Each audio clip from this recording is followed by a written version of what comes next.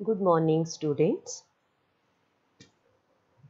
Today we are going to start with the third part of chapter People as Resource. We started with how education enhances the quality of population. We have seen the two stories also. First story, Sakal, who got the education in his initial years that had given him fruits in the later years in the terms of good job and salary.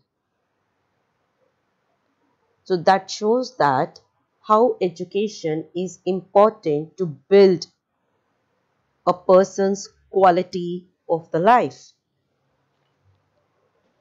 Now, what steps have been taken by our government to increase literacy rate in our country? There is a table given over here which all of you can see it, and many of you children have the old books, due to which you have different figures over there. So all of you can just note down the figures, or you can click a pic and keep it with you. Now this figure shows literacy rates in India from 1951 to 2011. If we compare these figures, in 1951, if you see, the total persons literate, that was 18%. But among them, it was the males who were more educated than females. Same way, when we see 2011 figures, approximately 74% of India's population is literate population. And if we compare males and females, males approximate it is 81% of the literacy rate, and females it's around 65%. So you can see that in India, male education level is higher than the female education literacy rate. So what steps the government has taken to increase literacy rate, the total literacy rate, as well as literacy rate among the females of our country? There are certain steps given over there. For example, there is a provision made for providing universal access and retention and quality in elementary education with special emphasis on girls. Elementary education means education from 1 to 8 standard. So till 1 to 8 standard in our country, a provision has been made that all the children can get educated. Especially the emphasis was made on girls so that the girl education can be given in our country. Other than this, there are other steps taken by the government. They are establishment of the schools which gives the quality education.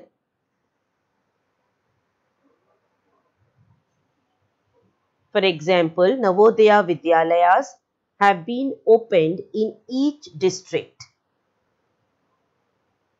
Then other than Navodaya Vidyalayas, we have vocational streams. Now what do we mean by vocational streams or vocational courses? They are those courses which gives skills, which imparts skills to the children. Now by learning these skills, children can easily get employed. If they want to get employed after their the primary education, that is after their class 10 education, by these skills they can be easily employed anywhere.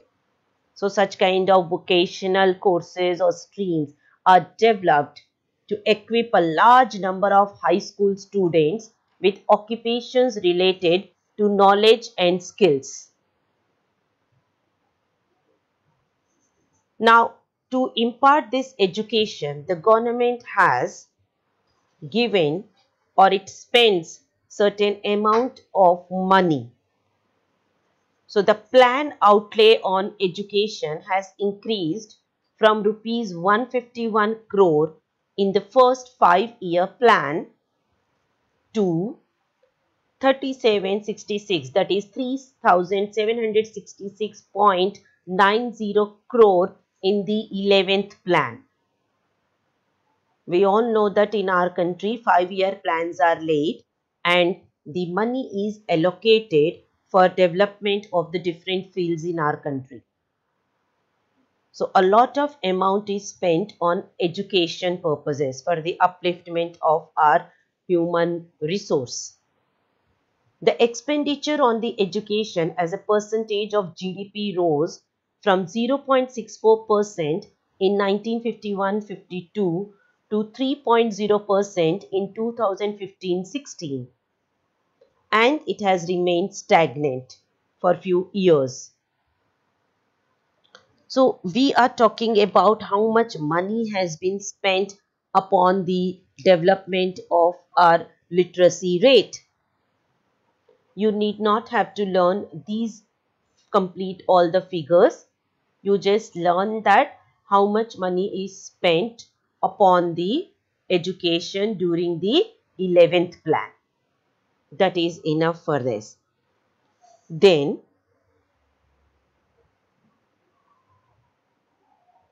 other than that the money spent upon the education, there are further certain courses which have been introduced in our country. They are, for example, we have they are like Sarva Shiksha Abhiyan, which is a very important program which has been introduced in our country. And what do you mean by Sarva Shiksha Abhiyan? It is a Hindi term. Sarva means all, Shiksha means education, Abhiyan means program. Sarva Shiksha Abhiyan, it's a very important part of this chapter. This is a Government of India's program for achievement of universalization of elementary education in a time-bound manner as mandated by 86th Amendment to the Constitution of India, making free and compulsory education to the children of 6 to 14 years age group, which is a fundamental right of these children. Then this program is being implemented in partnership with certain state governments to cover the entire country and address the needs of 192 million children in 1.1 million habitations. This program seeks to open new schools in those habitations which do not have schooling facilities and also strengthen existing school infrastructure through provision of additional classrooms, toilets, drinking water, maintenance of grant and school improvement grants.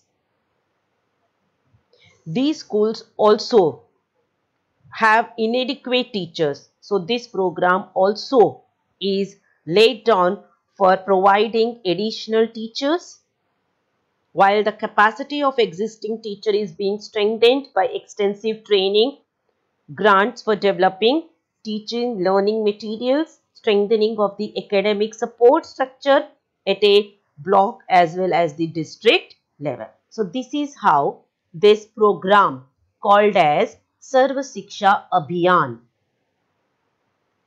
I'll just show you with the pencil tool. You can even mark in your book about this program, and I have given you little bit more information about this program, children. So you can see that I have given you more information, so you can note down that information here. So in the last paragraph, that is left side last para, you have the last line where it is given Sarva Shiksha Abhiyan.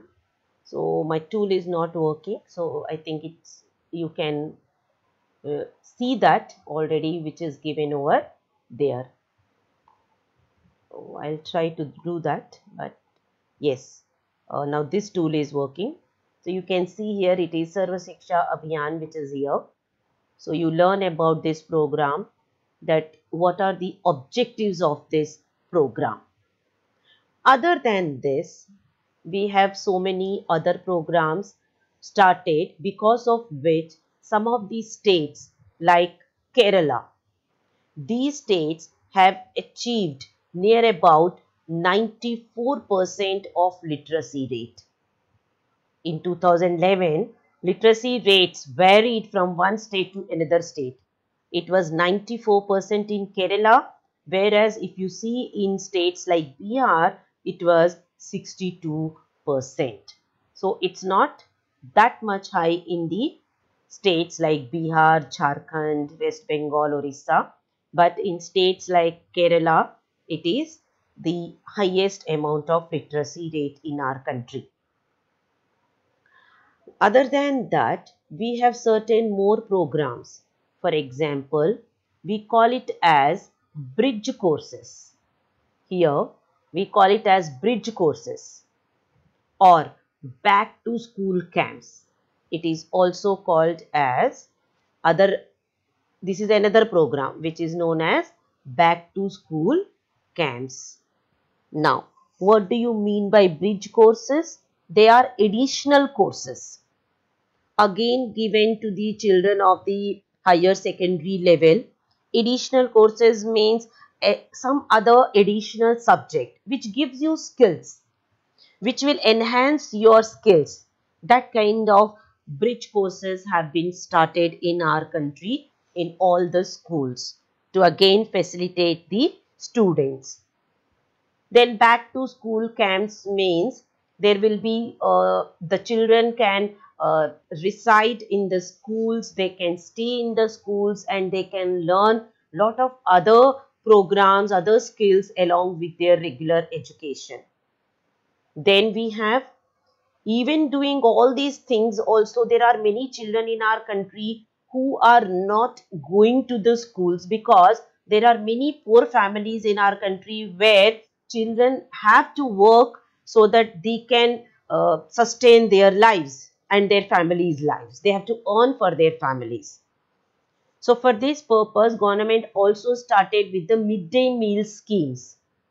In government schools where there are very poor children, there is a program called as midday meal where the children are given meals over there. That is, they are provided with the lunch so that more children can come to the school. So they don't have to earn for getting their food. So they can get their food in the schools itself. So that is how they are doing these programs. You know, nowadays during the COVID, these children are finding even too difficult to get food because now there are no schools. So Delhi government has also made a plan to provide these meals to these children from door to door. They are providing these children food going from door to door.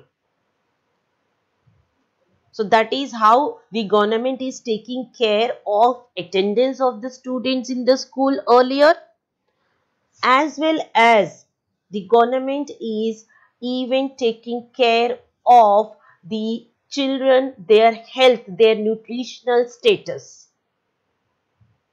So these policies could add to the literate population of India.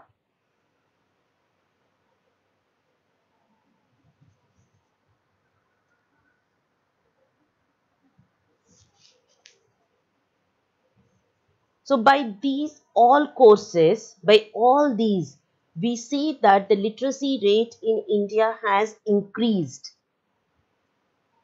And there is one more which is called as distance education. There are many students who are not able to go to the regular school.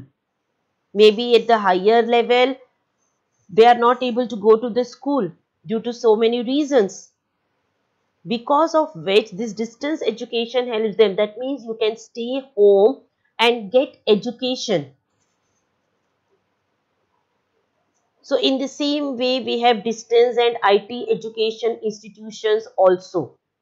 Suppose you are working somewhere, while working also you can get educated through this distance education.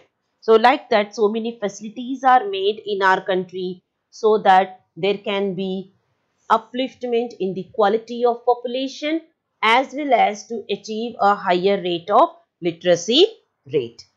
So that's how we have completed about that how education enhances the quality of the children.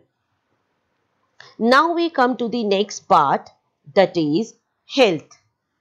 Because we have seen that in case of Vilas, he was not healthy and he could not afford to go to even a doctor, because of which he was not able to earn also a high income. So health of a person is also equally important like education to enhance a person's quality of life. If a person is healthy, he will be regular in going to the office or any institution or any bank or maybe any office, and he'll be able to work more efficiently and will be able to give benefit even to the firm. Like we have seen in the case of Sakal, he was able to give benefit to the firm. But if a person is not healthy, he will not be able to earn a better income, because he will be always on leave, because he is not healthy, he is not able to work properly or efficiently. And if you think in terms of an employer, every employer wants that his whosoever is working under him, they should be giving the firm a maximum amount of output, a maximum profit. Then only the organization and the employer will get the profit. So henceforth we say health status of the population has been the priority of the country. You know, the people of Japan, they are able to work more than the people of our country because they take healthy food than our Indians. So our national policy also aims at improving the accessibility of healthcare, family welfare, nutritional service with a special focus on the underprivileged segment of the population. Again, the government has taken certain steps to improve the health conditions of our population. For example, we have so many dispensaries where there are free of cost health services given, free of cost medicines are also supplied to the poor people especially, and number of hospitals are increased at present. Now when the all these measures have been taken, and we have the most important thing, we have so many vaccinations which have prevented so many deadly diseases. Like we all know, in your childhood you might have taken polio drops. So by taking those preventive steps, we are able to eradicate certain diseases from our country. There is a box here which you can see the blue box, in which there are certain figures. Let us go through those figures, and again the old books will have the old figures, so you can take a note of these figures. Now due to all these measures taken by the government, there is an increase in the life expectancy rate. What do you mean by life expectancy rate? Life expectancy rate means it is a span of years, an average span of years a person is expected to live. So a person is expected to live approximately 68.3 years as per 2014. Then infant mortality rate, IMR. What do you mean by infant mortality rate? The rate at which number of children die before they complete age of 1 year. There are many children in our country who die before the age of 1 year. Out of the 1,000 children born, there are some children who die before they complete the age of 1 year. So that rate is called as infant mortality rate. So if infant mortality rate is high, we say that the country is not healthy. It has not given proper medical care. They don't have the more proper medical care. So if we see this IMR, it has come down in India from 147 in 1951 to 34 in 2016. That means if one out of 1,000 children, 147 used to die earlier in 1951, but now 34 children are dying out of 1,000 children born as per 2016. Then we have further figures like birth rates have dropped to 20.4 and death rates to 6.4 within the same duration of time. Now birth rates have dropped because of so many family planning programs. Earlier, if you see your parents or grandparents, you will see that in their families there used to be 6 or 7, sometimes more than even 10 children. But today most of the families are 2 or 3 children. So the birth rates have come down. And again, that is because of the improvement in the technologies. Then we have death rates. Death rate also have come down. Why death rate has come down? It is because improvement in the healthcare facilities. For example, now if you go to the hospital for any disease, your whole body can be easily scanned and they can come to know what disease you have. So increase in life expectancy and improvement in child care are useful in assessing the future progress of the country. Increase in longevity of life is an indication of good quality of life. If a person is today able to expected to live a longer life, it is because the quality of the life the person is having because of the improvement in the medical sector. Same way today children are given proper vaccination, proper nutrition food. Even there is a good care for mother and child. So that improves even the healthcare facilities. There is one more table here, table 2.2, which shows the health infrastructure over the years. How development has taken place in the health sector. We have so many examples. We have dispensaries and hospitals. We have beds, number of beds increased, number of doctors and nurses increased from 2013 to 2017. You can see the figures. Again, the new figures have been given. You can go through them. Primary health centers. The first one is primary health center, community health centers. So such centers also have been increased. You can see from 2013 to 2017, there is a tremendous increase in these health centers. Then we have dispensaries and hospitals also increased, which you can see from 29,000 to approximate 3 lakh they have increased. Number of beds also increased in the hospitals. Doctors and medical councils have been increased. Then nurses. You don't have to learn these figures, children. Only the table, if any question is asked in exams, I am telling you the board pattern, even in the 10th class, the table is given and then the questions are asked upon that. So no need to as such learn these tables. And there are certain questions just following the table. You can see a few questions are being given over there. Do you think the increase in the number of doctors and nurses adequate for India? If not, why? If you see at present, for example, during the COVID situation, you have seen Do you think that the number of beds and hospitals, doctors, nurses are enough to meet these increasing demand, increasing patients or demand? Not at all. In India, number of patients are more than the number of hospitals, doctors and nurses. So the facilities, if you see the facilities in comparison to a private hospital and a government hospital, definitely you will see that in government hospital, the facilities are less than the private hospitals. And then we come to the medical colleges of our country. They are also not enough if we compare with the number of students. And there are many places even now in India where the basic facilities are not there.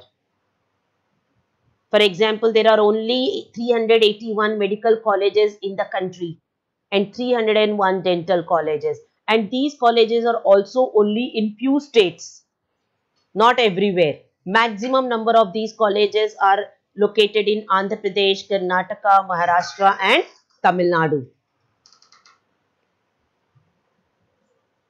So that is how we see that how health and education are important for a person's life to enhance the quality of the life of a person. So children, for today, this is the part where you will go through again the whole part of the education. What steps are taken by the government to enhance education or to enhance literacy rate in our country and what is its result. And then you will go through the part of the health. You will make a note of all the programs initiated by the government to improve the health sector in our country and the result of that are the consequences of the improvement of the health sector. So this you will write in your registers. That's all children. In the next video, we will do the last part of the chapter, that is unemployment. Have a good day students.